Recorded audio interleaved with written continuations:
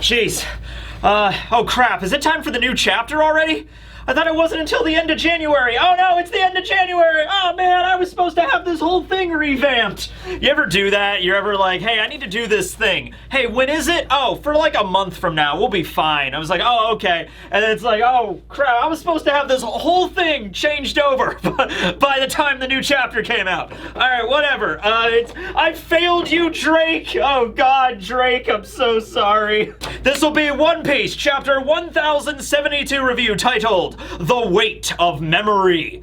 Okay, actually that's a very literal chapter title and also a figurative chapter title. Oda's playing around with the different kind of angles from this once again. Alright, so we continue on with the cover page, which has sort of stopped being about the Germa 66, which is really funny. The cover series official title is The Germa 66's Emotionless Excursion, okay? Or their cold-blooded, sitcom or whatever. And they're no longer part of this, okay? This is now a full-on flashback for Vegapunk. That is what Oda is making this, and I'm perfectly fine with that. Oda has come out in the SBSs before plenty of times and said, hey, I wanted to tell this character's backstory, but I just didn't have the time to do it. So instead of, having Vegapunk's flashback being in the arc itself, it's basically through this, which since we're getting into the final saga of One Piece, I'm 100% okay with that, okay? Because also, Oda has to kind of, just as I was supposed to revamp this, he has to revamp how he tells the story now, okay? He can't do the same thing he always does with, like, here's the arc, and then we have the flashback in the arc, and that lasts a few chapters, like with Odin's flashback in Wano. That was a particularly long one, but you know what I mean. And then we get back to the actual arc, and then the Straw Hats fight an enemy. We're moving around the world a lot here. We're seeing what Kid is up to. We're seeing what Law is up to. We're seeing what Garp and Helmeppo is up to. All those kind of characters, right? So doing the backstory here is fine. So last time we saw the Mads crew, though, they were kind of like in their younger years, like when they first formed Mads. We saw Vegapunk, he had black hair back then. He was holding a rifle. He looked like he was maybe in his early 30s. We had Judge there, kind of looking very lanky with his suit. Queen looked pretty ripped back in his younger years. So we're flash forwarding a little bit more into the future here, where Queen is a little bit beefier. He's had to adjust the notches in his belt a little bit. Queen's also starting to grow a little bit of his trademark goatee, his kind of beard that he had going on there. And so he looks a little bit bigger. Caesar has some gas flowing around him, which is indicative of him now having the gas fruit. I don't think he had it when Mads was first formed. I think they found it later and then he ate it, so he has the power of his Logia. And we also see Judge there. Now, we see Judge, Queen, and Caesar. We don't see Vegapunk in this one, and we also don't see the mysterious woman who is pretty much confirmed at the end of this chapter to be, okay, it's Stussy. Everybody knew it was going to be Stussy. It's Stussy, all right? Saw a few theories out there. Maybe it's Kureha, but it's like, no, it was Stussy. Okay. So anyway, they are developing new weapons for peace. For peace, everybody. Remember, Mads are the scientists for peace. So we see here that Vinsmoke Judge is developing his mighty war spear for peace.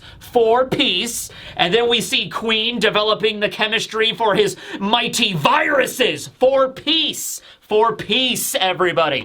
And we see Caesar holding up a black devil fruit. It resembles a smile. Remember, regular devil fruits, they have the swirly patterns on them, okay? The swirly patterns like soft serve ice cream. The smiles, the fake devil fruits that Caesar developed for Kaido's crew, had like circles kind of on them, like sort of like polka dots. Not really polka dots, but like little circles instead of spirals. And this one looks like, honestly, the only smiles that we really got to see in the story all look the same. They were like little apples that had the circle pattern on them. That's the ones that got shipped off to Kaido, and most of the gifters got their powers from those. They all look the same, like apples. This one looks more like an actual devil fruit. Like it kind of resembles a little bit like the Gamu Gamu no Mi with like the spiral pattern on the stem, but the design and also the fact that it's a black devil fruit, we haven't really seen any of those. Well, no, there are some. The Kage Kage no Mi, when Oda actually started revealing all of the devil fruits in the magazine. We got to see a lot of them have different color palettes, but it just looks different. It looks like this might be like Caesar's first attempt at making a smile. We know Vegapunk is a lot better at making artificial devil fruits, but this might have been Caesar's first foray into what they looked like back then until he streamlined it more into... Maybe this, actually, who knows? Maybe this one might have actually been okay, but it takes longer to make something like this, and the ones that the gifters ate were like the mass-produced model. Like, okay, it takes a really long time and a lot of money and effort to make a proper smile. I'm going to shortcut this. I'm going to just mass produce them off an assembly line. Yeah, they only have a 10% success rate, but maybe Kaido was okay with that. Maybe Caesar told him, like, okay, Kaido, here's the deal. Or maybe Doflamingo, because he was supplying the sad to Doflamingo. Doflamingo was supplying to Kaido. But maybe up the supply chain, you know, Caesar was like, okay, listen up, guys, Doflamingo, Kaido. I can either provide you with a small amount of smile fruits that are guaranteed to work, but I'm not going to be able to make that many at once. Or I could provide you with a lot of smile fruits, pretty much endless supply. However, they only have a 10% success rate, and even with the successful ones, the ones that become gifters, you don't know how the animal's going to turn out. Remember that dude back at the Udon prison that had the Dobson or whatever? I forget his name, actually. I think it had started with a D. He had like the hippo body inside of him. Like, you could end up like that. You don't know. So maybe Kaido and Doflamingo were just like, yeah, that's fine. I don't care. Just the mass shipment, whatever. As many as you can send. Even if it's a 10% success rate, that's fine. It's like, just keep sending them. I'm like, okay, and that's what Caesar did, right? So, yeah, that's what they were up to back in the day, developing weapons for peace. All right, so moving on to the actual chapter, we open up with an establishing shot of Egghead. We see the Frontier Dome is back up to 100%, so they turned it back on, but, you know, the damage is already done because CP0 is already there. Also, some other uninvited guests we're going to see in a moment. However, they do mention in the chapter that they cannot retreat. So we find out the Frontier Dome actually works both ways. So it's not like just entrance into the Frontier Dome. They also cannot leave while it's active, all right? So they're kind of trapped in the Labosphere until they turn it off again, okay? We actually have a voiceover of Vegapunk's personal journal, all right? So it's not like the voiceover like the regular narrator of One Piece. This is actually like a page taken out of Vegapunk's personal diary that's being voiced over. I also imagine it's Vegapunk himself, like the voice that's going to be saying this, like in the anime once we get to it. I'm going to quote here. Even if the world does not accept how she came to be, the girl is unmistakably human. It was a success. I bear witness to this achievement, and I maintain it is a huge step toward peace. Dr. Vegapunk, Chief of MADS, the Laboratory of Peace. All right, I'm going to stop for just a moment here, okay? Vegapunk is going off on this long spiel about MADS are the scientists of peace. We wanted to find peace in the world. And yet, if you look at literally everybody else that worked in MADS, we have Caesar Clown, Queen, and Vinsmoke Judge. And I'm just saying, Vegapunk, like, maybe you were a little bit too gullible, maybe? You were going up to Queen and Judge and Caesar like, hey, everybody, do you want to make science for peace? And they were like, sure, okay, we'll do that. Just like, it just seems like, you know, Queen developing the viruses to wipe out large amounts of people, and Judge heading up the evil Germa Empire to kind of conquer the North, and Caesar pretty much doing everything that Caesar does. It just seems kind of a little bit antithetical to your main goal, but whatever. Okay, so he was talking about a girl that was cloned, essentially. They figured out, because we already knew that Vegapunk cracked the human genome for the lineage factor for DNA. Judge had access to the cloning tech. We already saw that back at Totland. This is talking about the first clone that was, I guess, ever created in One Piece, or rather the first human clone to ever be created in One Piece. Now, who was this first clone? We're going to find out at the end of the chapter, but this is a nice little foreshadowing setup for what's going to happen here. Just let it be known I told ye! I told ye! Alright, hold on, okay. So, we actually cut into the lab now. It's a room that we haven't seen yet, just random test tubes and giant vats. It's just a room in the labosphere. We see Bonney. Bonney in her little kid form, and she's on the ground and she's crying. Okay, so last time we saw them, you know, Bonney arrived in the labosphere with Luffy and Chopper and Jinbei. She, like, ripped a pipe off of the wall and just ran off after Vegapunk, okay? And so they got separated. Vegapunk's like, oh, please, Bonney, I'm sorry, Quasar. And Bonnie's chasing after him with the pipe and just like, you know, tell me what you did to my dad. Turn him back. I'm sorry, Bonney, I can't. So, she's going about this with a different tactic now. I'm guessing she entered this giant room and Vegapunk is hiding and she can't tell where he is. We don't really know what her observation hockey status is, how good she is with that. But she decided to go about this through a different tactic. So she just decided to turn herself into a child and then get on the ground and start bawling her eyes out like, wah, it hurts, I hurt myself, please, anybody. And so Vegapunk, because he is a good-natured guy, you know, he can't just ignore the cries of a child in pain, right? Even though he should totally know that this is a trap. So he's just, like, peeks his head out from behind one of the vats, and Bonnie's there crying. He's like, well, it hurts, I hurt my knee, you know, I fell off my bicycle, you know, or whatever. And Vegapunk's like, oh, Bonney, did you fall and hurt yourself? Oh my goodness, medic, doctors, robots, come here and help, Bonnie's down, you know, and then as soon as Vegapunk approaches Bonney, her eyes glint, and then she turns into this giant buff version of herself, okay? She uses a technique called Distorted Future, and she becomes super buff, and she begins to just, like, smack the crap out of Vegapunk in the process, okay? So, this is actually, okay, you know what, like, for the fact that Bonney has not really been in this story all that much, we always knew her devil fruit had the potential to be really powerful, right? So we still don't know the name of the thing. I'm starting to think at this point, like, is this another instance where Oda thought he revealed the name of Bonnie's fruit, like, years ago, and then he actually didn't, like kid's fruit? I don't know. But it's some kind of devil fruit that manipulates the age of things and people, okay? And so it's interesting because with all of those SBSs that Oda gave on, like, here's what's going to happen with the Straw Hats in the good timeline, but then here's also what the Straw Hats, what they can turn into in the bad timeline.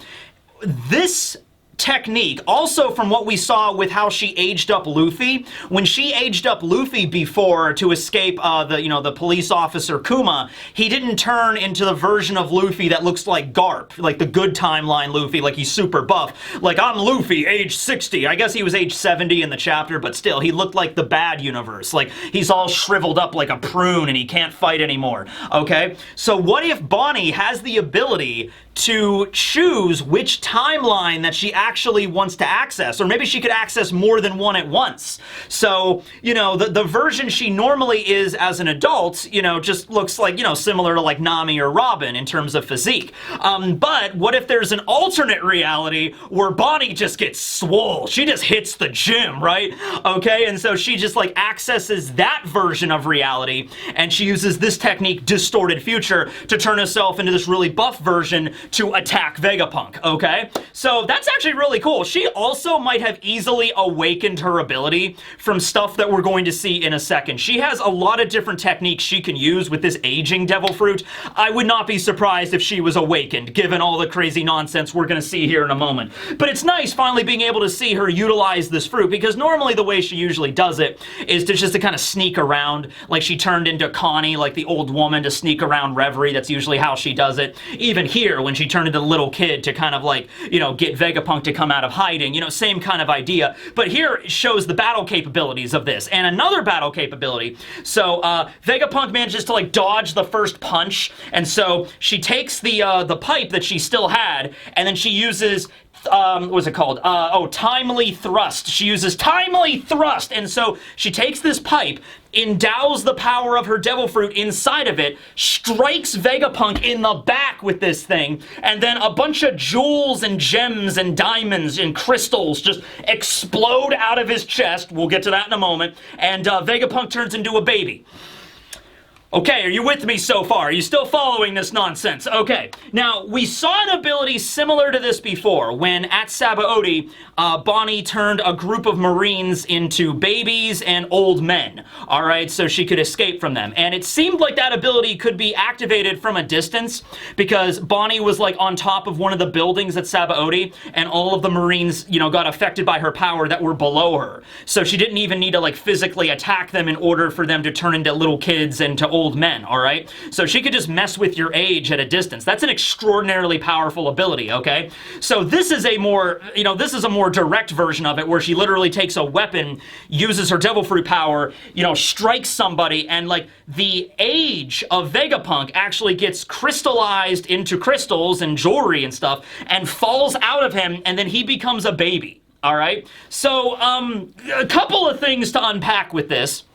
Number one, it's already been established, because we've seen this before when she de-aged Jinbei. Her ability affects the overall age of the person. It's not some kind of time travel ability. It's not some kind of reversing the flow of time. When Jinbei turned into a little kid, he still had the scar on his eye. He didn't have that when he was an actual little kid.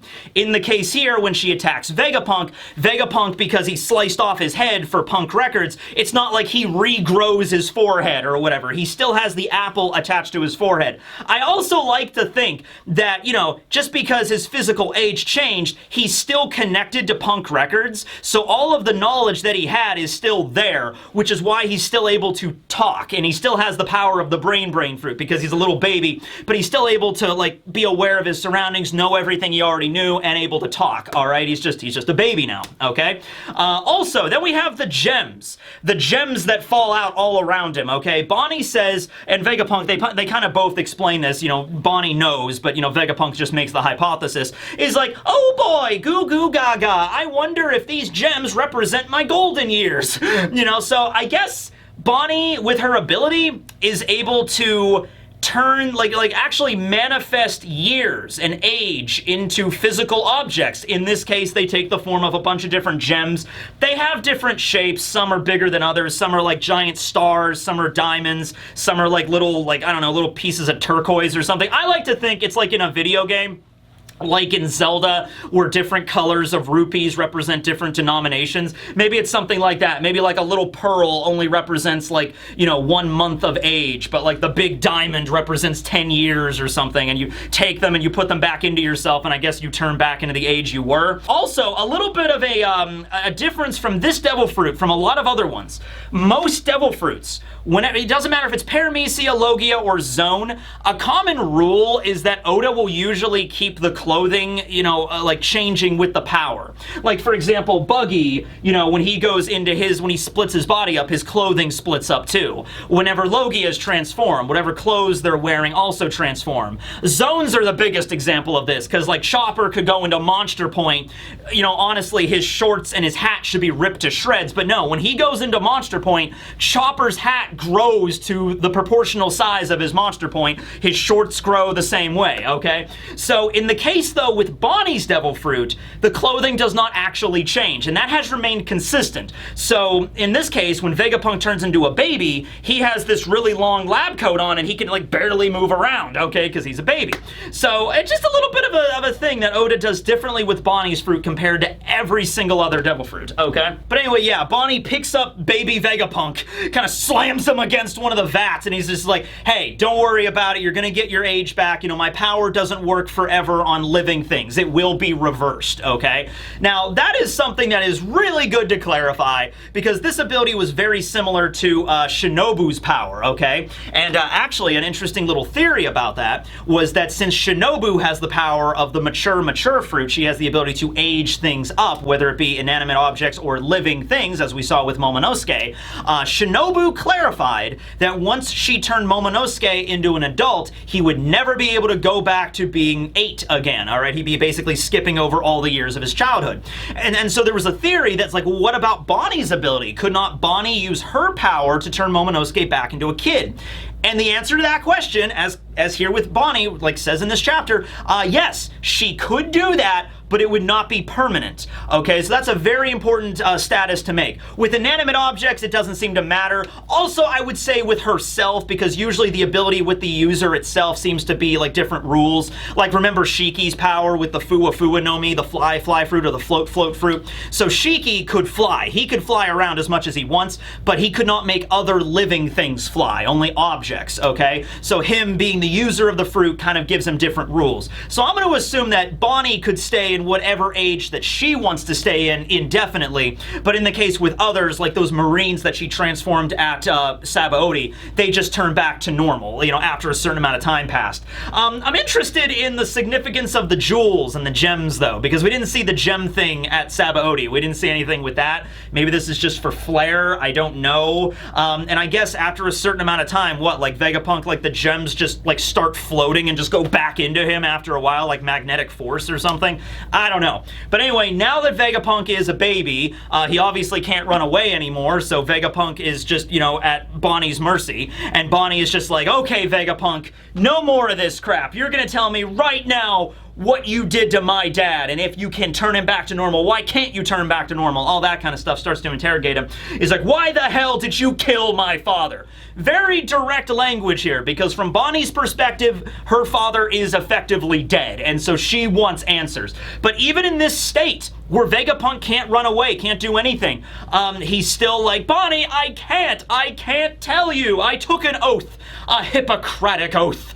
You know, not necessarily a Hippocratic, well, maybe kind of. I don't know. I'm not a doctor. I don't know the whole thing. I think the Hippocratic oath is just like you have an oath as a doctor to help anybody that's in, you know, that needs medical attention. You can't ignore someone that's, you know, needs medical attention. All right, I guess that's the Hippocratic oath. But this oath is something that he made with Kuma back when Kuma was being modified. So first, we cut over to the red port really quick where we see the PX0, the body of Kuma, the original body that has the pawpaw fruit, beginning to climb up the red line. So I guess he didn't go get a ticket for the Bondola. He's just like scanning, climbing, red port. So while Kuma is climbing the red line, we then cut back over. These two scenes are kind of interspliced together. Like we get a scene of Kuma at the red port, and then Bonney and Vegapunk, and then back to Kuma, and then back to Bonney, and we kind of do that because this kind of makes sense back to back, you know? So, Bonney is not accepting Vegapunk's like, I can't tell you, Bonney, I just can't. And she's like, don't screw with me. You can tell me. You're the one that modified him. Tell me what you did. All right? And we find out. He says, I can't because I made a promise to your father. I made a promise to Bartholomew Kuma that I would never tell you, his daughter, no matter what. All right? So Vegapunk is very dedicated to this promise, if nothing else. He is willing to die here because Vegapunk could easily be killed by Bonney right now. Like, there's nothing preventing her from just bringing, you know, down, like, you know, the attack or whatever. You know, Vegapunk's completely helpless. So, even if it meant his death, though, and I think Vegapunk knows Bonney's not going to kill him. She's just really upset. I don't think, you know, because they kind of know each other as well because Bonney visited Vegapunk way back in the day. So maybe Vegapunk's holding on to some sort of, like, hope that, like, you know, Bonney's not actually going to kill me here. But even if she was, you know, he's like, I still cannot tell you. I took an oath. I made a promise with your dad, all right? And so the only thing that Vegapunk actually tells Bonney is, listen, Bonney, he made this decision for himself. And you know what? It's been hard on me too. I wish I could forget about that whole instance. I wish I could forget about the whole ordeal. I wish it never would have happened. But this is what he chose, okay? He chose to become the pacifistas. He chose everything that happened to him. I didn't force on him. He did it all. He made that decision, okay? Bonney's not having it. Bonney's just like, oh, you're screwing with me again. Do you really expect me to think? So your big rebuttal to this is that my father chose to die. He chose to be turned into a mindless super soldier for the government, robot Terminator. That's your excuse to me. So Bonney's not accepting that, okay? But Vegapunk's not moving on this. He's not budging on this. He's like, it's been hard on me too. I wish I could forget about the whole thing. We now cut back to the Red Port where a Marine troop has arrived there. A Marine organization? No, not organization. Battalion? No, smaller than a battalion. Let's let's see, League? No, hold on a second, I'll get this. Marine, battery? Let's use battery. That's a fun word. Marine battery shows up and just like, shoot down Kuma. All right, Captain. Actually, it's actually a lieutenant. We see Lieutenant Zoto here. Does anybody remember Lieutenant Zoto? This is Lieutenant Zoto. He's got cool shades. He's got cool... I only remember him because I did those Marine videos where I went through every single Marine in the story. I always liked this dude. I always thought he had a really cool design. And I love the fact that Oda, you know, he has this big list of Marines. And so even though these Marines aren't super relevant right here, he's looking down the list and he's like, oh, I'll use Zoto. Haven't used Zoto in a while. And so there he is. He's probably been promoted. He was a lieutenant under Momonga, I think, in pre-time skip. I think he showed up during the Impel Down arc. So I think now he might be a captain. He might be a commander. Who knows? This could be Rear Admiral Zoto right now. Probably not, because he doesn't have like a super important role, but he's there. And yeah, they all fire. They all shoot down Kuma off of the red line, and he falls, and he kind of gets back up, and it seems like he's firing his lasers around him. He's like holding his arms outstretched, and he's like looking back up at the red line, like, for whatever reason, it's like he's glitching out, so he can't use his pawpaw fruit to fly anymore. So he's like, I need to reach the top, which of course this is paralleling the giant, the Iron Giant that attacked Marijois 200 years ago here. I just hope that Captain Rear Admiral Lieutenant Zoto can handle it, ladies and gentlemen. Actually, he might have been stationed at G1, because the red port, this side of the red port, is on Paradise side, and so they sent Marines to go deal with it. So he might have actually been stationed at G1, former Marine Ford, to go and deal with this Kuma situation. I'm putting a lot more, you know, time and analysis into Zoto's character than deservingly, but he looks cool, so why not? Anyway, they shoot Kuma down, basically. He lands and he starts, like, reaching out and firing at our people around him. But he still looks up, like he still wants to ascend the red line, so I don't know what's going to happen here. He's going to take out the Marines and then begin to climb again. Like, after he takes out the Marines, and once he gets high up enough into the red line, there's nothing they can really do about him, okay? Anyway, so Bonney takes Vegapunk, throws him on the ground. Keep in mind, he's still a baby. And then she, like, looks around as if she almost, like, senses something. Maybe that is her observation hockey. She, like, senses something, so she tosses Vegapunk down, looks over, and sees a door. And she's, like, moving toward the door. And Vegapunk's like, Bonney, stay away from that door. Don't go in. It has nothing to do with your father. And Bonnie's like, yeah, somehow I doubt that. Because the door literally has a bear print, like a bear paw print on it. Which is like Kuma's sigil, basically, right? So maybe Vegapunk, if you wanted to keep that secret, maybe you shouldn't have just... Yeah, you know what I mean, right? It's like saying something like, don't go in there, it has nothing to do with the Straw Hats, and it has the Straw Hat Jolly Roger on it. It'd be like, yeah, somehow I doubt that, Vegapunk. Okay, so anyway, Bonney goes over, the door is locked with like a I don't know, like a bulkhead, kind of like one of those, you know, one of those locks that are in like old prisons that are like a giant kind of lock. It's padlocked with that. But Bonney, using her aging ability, just walks over and then just ages the metal to nothingness. I'm sure it's not just ordinary iron, ordinary steel. I mean, this could be titanium or whatever, but she could use her aging powers to age it up like tens of to thousands of years, who knows, and just like rust it and corrode it away instantly. So she goes into the room, and there's one of Kuma's bubbles there. So remember, Kuma's bubble is the same thing that he used on Zoro way back at Thriller Bark. I don't really remember a lot about that scene. I think nothing happened, but I remember the scene started with Kuma taking Luffy and repelling all of the pain and exhaustion that he had accrued through a whole night of, you know, fighting against the zombies, and then going Nightmare Luffy, and then fighting against Oars, and then fighting against Moria, and then going into Gear 2nd and Gear 3rd at the same time. Kuma rejected all that pain from the battle with Moria into the pain bubble. And then Zoro walked over to it, and the rest of that arc is a little bit hazy. Nothing happened, I guess, and then we just cut to the next day. So, whatever, what have you. So, we see that, the giant bubble in there, and now we get the flashback. We get a flashback with Vegapunk and Bartholomew Kuma, back when he was still seemingly completely human. He's wearing like a patient uniform, like at the doctor's office, like the scrubs or whatever. He also has some bandages on him, so maybe those were some like blood samples that maybe Vegapunk took of him, or some IVs he was hooked up to. But he seems the most human that, you know, compared to all the times we've seen him now. He looks a lot like he did during Bonney Bonnie's backstory when Bonney was a little kid. Kuma has the glasses here. He actually has his hat off, and we see that the, you know how Kuma's hat had the bear ears? Those aren't his hat. Those are actually on his body. So I don't know if it's just a hairstyle where Kuma just styled his hair to look like, you know, bear ears, or if he's like part mink.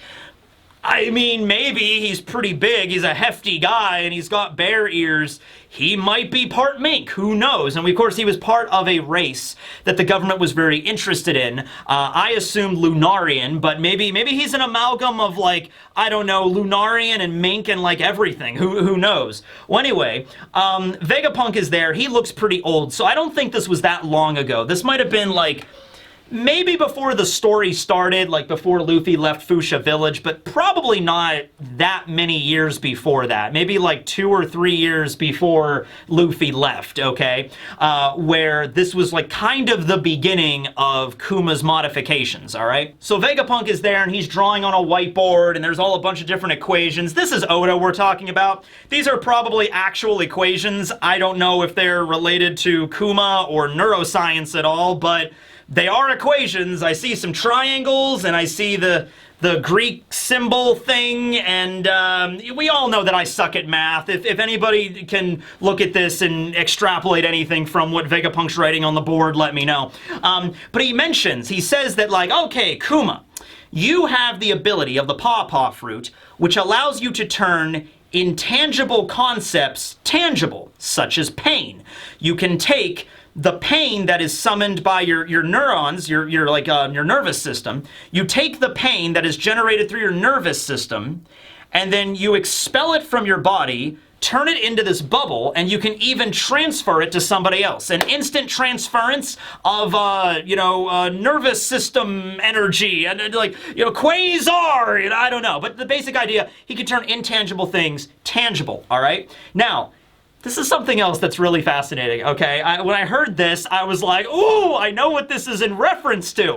So Vegapunk mentions, yes, there was a certain scientist in the West Blue that published a paper that when somebody dies, exactly 21 grams disappear from the patient's, body mass, meaning that those 21 grams could in fact be the weight of the human soul.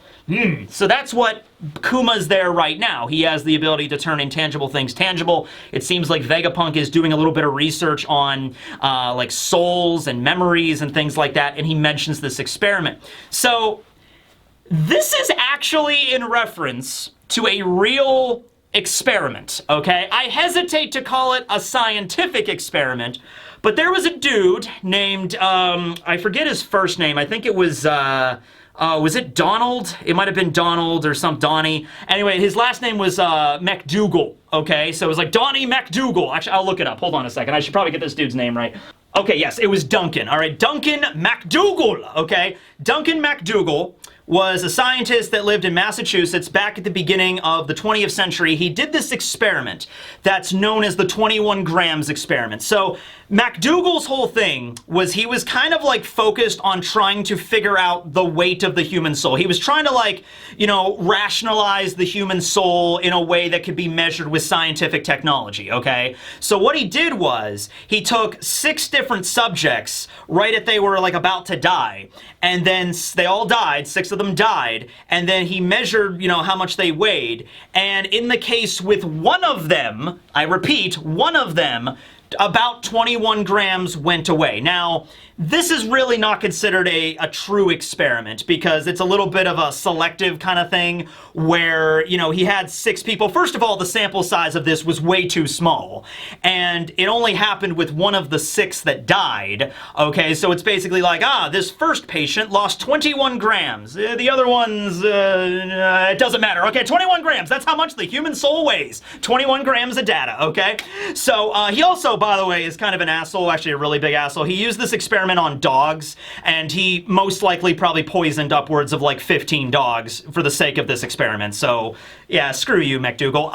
But oh, by the way, and with the dog experiment, none of the discrepancies was noticed, and so he just concluded, like, guess dogs don't have souls. That's how that works. You know what I mean? So there's been a lot of, you can read up on it if you want. I'm not going to go into the whole thing, but basically, like, you know, when humans die, it has something to do with, like, you know, obviously heat is not being generated anymore. It could do with, like, the sweating of a human body. That could account for the difference in weight. And like I said, it wasn't like 6 people died. Also, the fact that McDougal would be able to narrow down the exact instant of death. Like, okay, he's dead now. All right, patient 2 is dead right now. Patient 3, you know, this is back in 1907, okay? So maybe nowadays with modern tech, but like back then, it was just kind of it was a little bit of quackery on McDougal's part, okay? But the reason I knew about this experiment already is anybody that's a fan of Gantz out there. Okay, yeah, you know where this is going. A little bit of spoilers, because this takes place at the very end of Gantz, so if you don't want to be spoiled for Gantz, I guess just skip to this time code, I suppose. I'll throw one up there. So in Gantz, which really quick is just a manga that's about humans using futuristic technology to fight against aliens. Like, that's the whole premise of Gantz. At the end of the series, we meet a pair of aliens that are called the God Aliens. And the God Aliens are so weird. They're like giant mannequins that are like floating, and they don't move. And they don't have faces. Like, where their faces should be are like carved out of like this, like there's this empty space in their head and this empty space in their chest.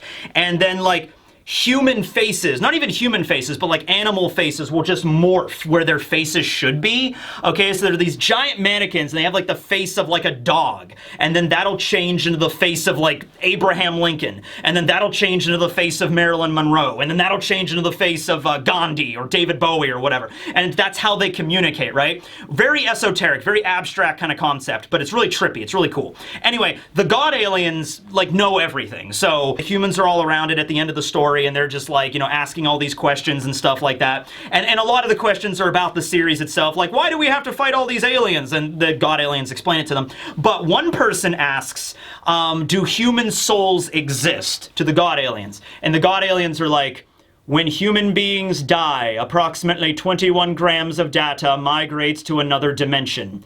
Is this data what you refer to as a soul?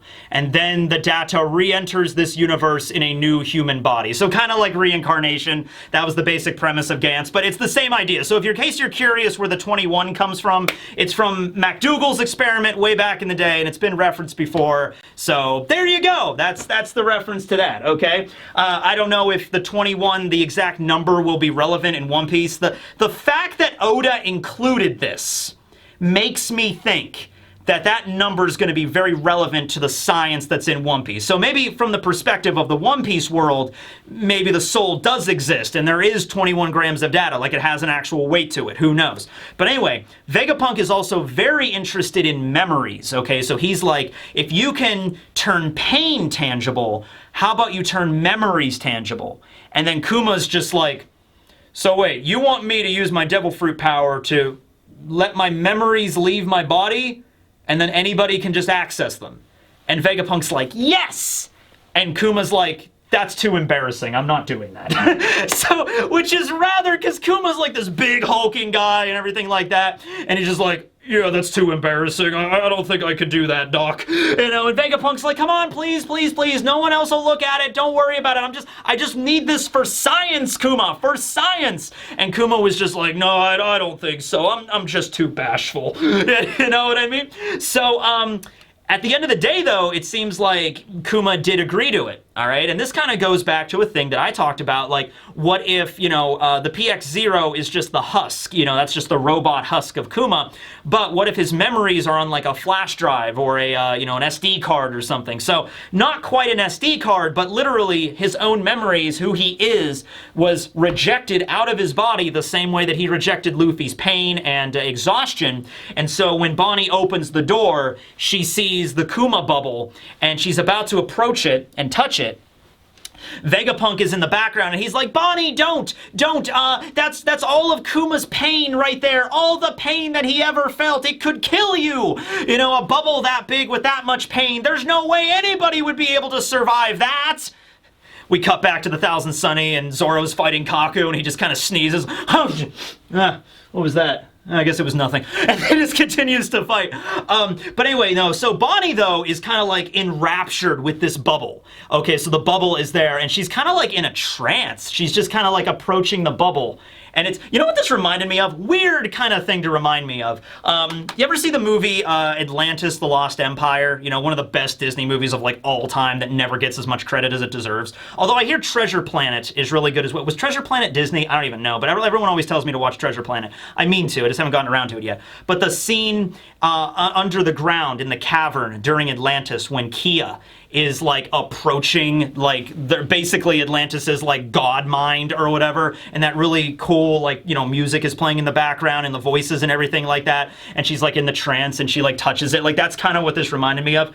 So Bonney immediately realizes, like, this isn't my dad's pain. I know my dad's devil fruit ability. I know his power. These are his memories. And she reaches out to touch it, to touch the bubble. I'm also assuming the bubble is a different color than the bubble that Kuma used against Zoro. So when Kuma used the power, well, rejecting against Luffy, and then Zoro went into the bubble was red, okay? This bubble might be glowing like a radiant, like a light, you know, a radiant, like yellow light, or like some kind of holy thing or something. It doesn't look dangerous, okay? Bonney looks at it and she doesn't take danger from it. She seems like kind of like comforted by it. So these really are like her father's memories, all of the good, happy memories when she was a kid being raised by her dad, they're all here in this bubble, and so she kind of like knows that just by her being Kuma's daughter, okay? And she also mentions, I know about my dad's ability, also implying that Kuma had the power of the Paw fruit for probably several decades. He got that power a long, long time ago. She goes to touch the bubble. We have the scene at the Red Port where Kuma's like blasting the Marines and trying to go back up, trying to like look back up at the red line. Right before Bonney's about to touch the bubble, we cut away. So we don't actually get to see it in this chapter, what happens when she touches the bubble. I'm assuming it's like the scene in Death Note when light... I'm using a lot of references from other anime today, so sorry. I'm spoiling Gantz, I'm spoiling Atlantis, The Lost Empire, I'm spoiling Death Note. It's just like, I'm sorry. But like the scene in Death Note when Light gets his memory back and he like touches the Death Note and he's like, ah! You know, it might be something like that where Bonney touches the bubble and she's like, these are my father's memories. You know, she's like blasted with like memories. Okay, might be something like that, who knows, but we don't find out in this chapter. So we cut back to the labosphere now, where we are in the lab. Nami's there, Shaka's there, they're all looking at the screen of the Cypher Pool Zero arriving, and they're like, oh, okay, well, Cypher Pool's here, Rob, Lucci, and Kaku, but thank God Zoro and Brook are still on the ship, so they're strong, they won't lose, right? And Shaka's looking at the monitor, and he's like, well, don't be too sure. I think the tide is beginning to change, okay? And then we cut over and we see the Seraphim have also arrived at the Labosphere. So they followed the Cypher Pole, even though the Cypher Pole Zero, Rob Lucci, did not give a direct order for the Seraphim to follow them. In fact, he specifically wanted them to stay below, okay? Because if the Vegapunks come out and issue an order, then the command hierarchy will switch to them, okay? So that's why he wanted them to stay, but they came up. And so, you know, Nami and the Straw Hats are like, oh, I guess the Cypher Pole Zero must have ordered them, and Shaka's like, no, I don't think they did. The Seraphim are built with the ability to kind of like, they sort of like have an AI where they're smart enough to read I don't even know if AI is an appropriate word to use here because they're clones of warlords and stuff, but they have like enough wherewithal to like determine a situation and whether or not they should act without a direct order, which makes sense because if you have to order the Seraphim to do everything, like Seraphim, go fight against that person. Okay, then after that, fight against that person. Seraphim, use lasers to fight against that person.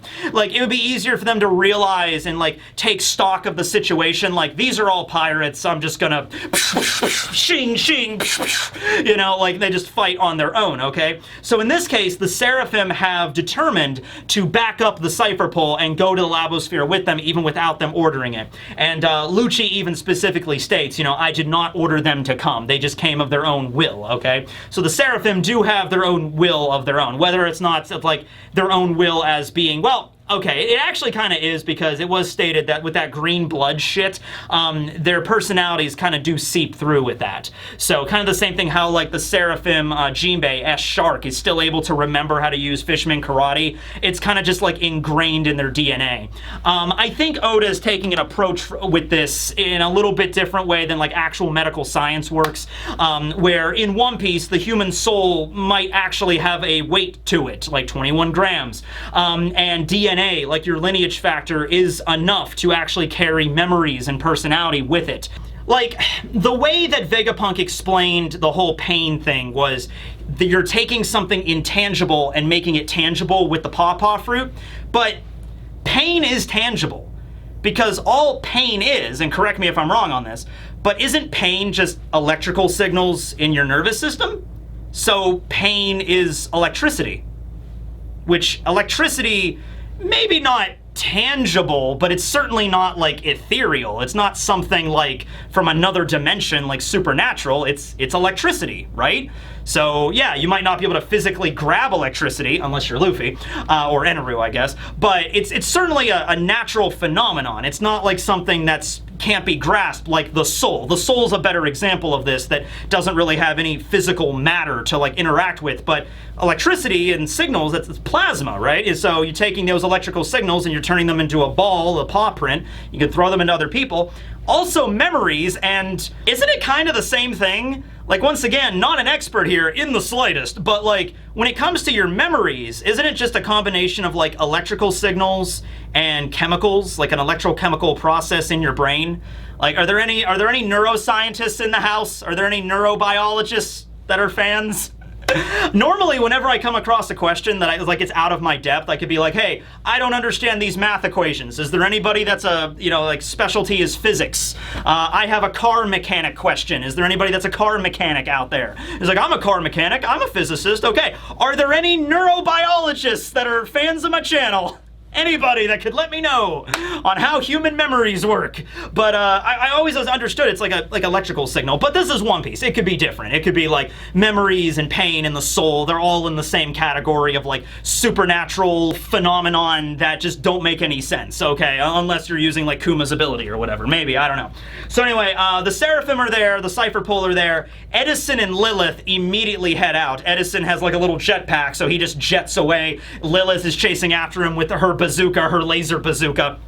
And she's like, okay, we're gonna go issue an order to the Seraphim and then get them back on our side. And so they're okay, they're going. And Shaka's like, all right, yeah, you guys have fun. And then Lilith is just like, oh, shut up. Like, you're get off your high horse. You're not even helping. So Lilith is going to go and laser bazooka all of her problems away.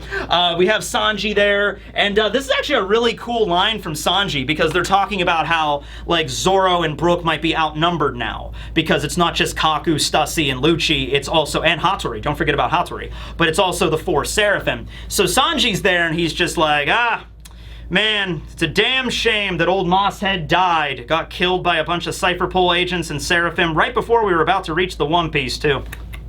And I love that line because honestly, like, for a series that's called One Piece, the One Piece doesn't really get name dropped all that often in the story. Okay, it happens more recently because we're getting closer to the finale, but maybe that's what Oda's doing. He's going to maybe name drop One Piece a little bit more because we're getting closer to it. So there you go. I mean, Kaido and Big Mom mentioned it back in Wano, but before then, it doesn't really get name dropped that much in the story, despite it being like the main goal, the main premise of the whole story, the title of the story, right? So anyway, he's like, oh yeah, Zoro's going to die. Damn shame. And then Nami's like, oh, shut up. Go out and help him. And then Sanji's just like, okay, I gotta listen to whatever Nami says. I don't want to help out Zoro, though. But Nami-san! Oh, sorry, Swan. Okay, so he runs off. Frankie's also coming with him. So you got Sanji and Frankie going out to deal with the Seraphim threat in the Cypher Pole. Nami and Usopp are remaining in the lab with Shaka. I guess Shaka's staying in there, too. Lilith and Edison are kind of heading out first as, like, the vanguard unit to try to get the Seraphim back on their side. So we cut back over to Brook and Zoro on the Cypher Sunny. Zoro has his only 2 swords out. He has Enma and he has Sandai, so he hasn't got out his Wado yet. So he's not even all that serious yet fighting Kaku. And we see Kaku has the awakened form of the giraffe zone, so you know he's a badass now. But Zoro only has Enma and Sandai. He doesn't even have his Wado in his mouth. He doesn't have, you know, the bandana. He's not even in serious battle mode yet. He's still groggy from his nap. Just like, what the... what is going on here? I need some coffee, you know? Brooke's there, sporting a really cool polka-dotted sort of shirt, and he's just like, oh, well, what's this guy supposed to be? Referring to Kaku. And Zoro's like, oh, yeah, well, the thing is, he's supposed to be a giraffe, but he looks a lot different from last time I fought him. Whatever, who cares? So, yeah, Kaku awakened. That was something I was actually curious about because he's only had his Devil Fruit for 2 years. So that kind of proves right there that, having the Devil Fruit for a long period of time is not a prerequisite for awakening. You can have your Devil Fruit in only 2 years and awaken, at least with zones. And it's the same kind of zone that Lucci had. Kaku's got the flaming hair ribbon around him. He's also aware of himself, so he's not the mindless, you know, zone awakening, the wild awakenings that we saw with the Demon Guards at Impel Down. He's in the same status as Lucci. Probably not as powerful as Lucci, certainly, but the same level of awakening. So that's important there. A little bit of a step up for Kaku. However, Zoro doesn't really care. Oh no, Zoro does take out, okay, so he does take out the Wado. He doesn't put on his bandana, but he does put out the Wado. He's like, okay, I guess I'll go 3-sword style on this awakened giraffe zone user, fine. Kaku uses a new technique. It's like the advanced form of his nose pistol. Giraffe Man Gyro nose pistol. So he's like, it's actually really cool. He's like spiraling his neck like this, but then it also looks like it's spinning like a drill. So it's like spiral in shape and also like turning like a freaking power drill, and then armament hockeying up his nose, and then boom, slamming right into Zoro. Now Zoro's response to this is really funny because his thing is just like, oh my god, I just had to fight so many characters, so many enemies in Wano that were zigzagging and jumping around and flying through the air. I'm sick of this crap, man. I am tired. Can I just fight against a normal swordsman for a change? You know, referring probably to King turning into a Pteranodon, jumping around, zigzagging around the battlefield. He also fought against Kaido and Big Mom. They had a lot of techniques that you have to dodge and move around. He fought against Apu for a little bit. He's very weaselly. Fought against the Smile users, the Gifters. They have really weird powers. So yeah, Zoro's kind of sick of this. He kind of wants to just go back to like a normal, can we just have like a normal sword battle, please? Especially since Kaku is a swordsman, but he's not really using swords in this instance here. So Zoro's definitely getting the upper hand on Kaku here. He doesn't really seem like, you know, Kaku's not really going to have a prayer against Zoro. So Lucci kind of realizes the situation with the Seraphim, and he realizes, okay, Vegapunk's going to be arriving and they're going to be issuing the orders. So before that can happen, Seraphim, destroy the lab! And then all the Seraphim are like, okay. And so Kuma, the S-Bear, creates like an Urusasa shock bubble and launches it. Mihawk takes out S-Hawk, takes out the sword and slices it. And they all just, you know, bombard the lab, and it gets destroyed. It gets sliced up. It's exploding and everything. Nami and Usopp and Shaka are like, hit the deck there, and they're inside the lab and everything.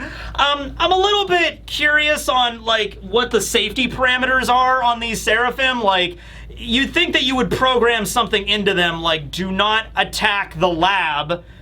I don't even know why you'd program a few things. Like, here's a question. What happens if you issue an order to a Seraphim to terminate itself? You know, it's like, will S-Bear be like, I cannot self-terminate? You know, is it something like that? Or would they just, you know, would that happen? I don't know. Certain parameters are not installed here, but like, it's like, attack the lab where all of you were created and where Vegapunk lives and where all the research is done and where all the capsules are where you're usually contained. Just destroy that place. All right, why not? I'm like, okay. So Kaku is still there. He's not defeated yet, but he kind of like witnesses the explosions and he's like, oh man, those Seraphim really know something about the razzle dazzle. I think we're going to be, you know, they're doing our job for us. I think we'll make quick work of this. And then as soon as Kaku's doing that, he's distracted by the explosions and he's still fighting Zoro. Stussy just kind of reaches up and bites Kaku's giraffe neck. She just like, ouch, and just bites his neck. And then Kaku's like, wait, what, Stussy? What are you doing? Oh my god, I knew you were a sussy. And then Kaku just falls asleep. He just gets knocked the hell out by Stussy. And then Lucci, I want you to, okay, this is Rob Lucci here. Rob Lucci has seen a lot of shit. Look up Rob Lucci's backstory. It's a hefty one, okay? Lucci looks over and he sees this form that Stussy has taken and just bit Giraffe Kaku on the neck and knocked him clean out in one move. Lucci looks extremely shocked by this. He's just like, wait, what's going... He, like, eyes wide, like, you know, a little bit of a bead of sweat, and he's like, Stussy, what the hell? And we see the final scene of the chapter. Stussy's there, looking hot as hell, by the way. And she's got vampire bat wings now. Those weren't there before. She's got vampire bat wings, and she's just there licking her lips as blood is like dripping down her mouth. And she's just like, oh, who, me? I just put him to sleep, Lucci. You should take a cat nap next. Tee-hee, ara-ara. And we see... Title card, new introduction for Stussy. Clone of Miss Buckingham Stussy of the Rocks Pirates. Mad's first successful clone, Unit 01, Cyborg 001, Stussy. End of chapter, no break next week. I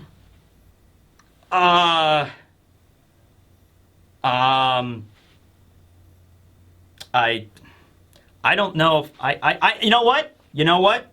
I know a guy. I know a guy that would be better suited to explain this. Hold on, let me go wake him up. Give me a moment here.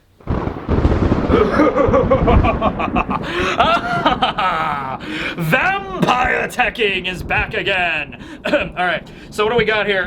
Let's see here. Oh, yes, this right here.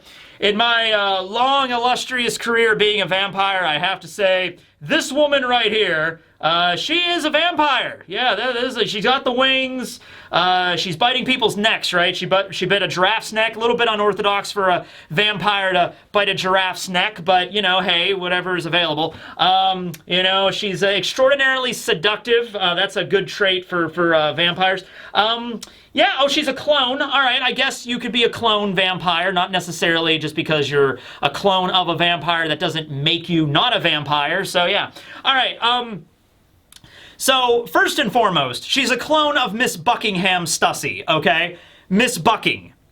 That's Weevil's mom, in case you didn't know, who also was probably on Rox's crew, who also was probably the woman that Higurashi transformed into when she was using Mr. 2's Mane Mane no Mi to demonstrate her abilities to Orochi. Remember, she turned into a bunch of different people. One of the people was actually a younger Shiki, and one of the people was this very beautiful blonde woman that Oda seemed to focus on, but we didn't know who it was. This was mostly likely Miss Bucking back when she was, you know, younger, okay? And she was also stated to be very attractive back in the day, which clearly she was. And so also claimed to be Whitebeard's lover, and, you know, Miss Buckingham and Whitebeard got together, and apparently that's how Weevil was born, which, by the way, I was under the impression of that for a while, like, probably not, but now it's like, Whitebeard might have gotten together with a sexy vampire. Now, can you really blame the man? Can you really blame Whitebeard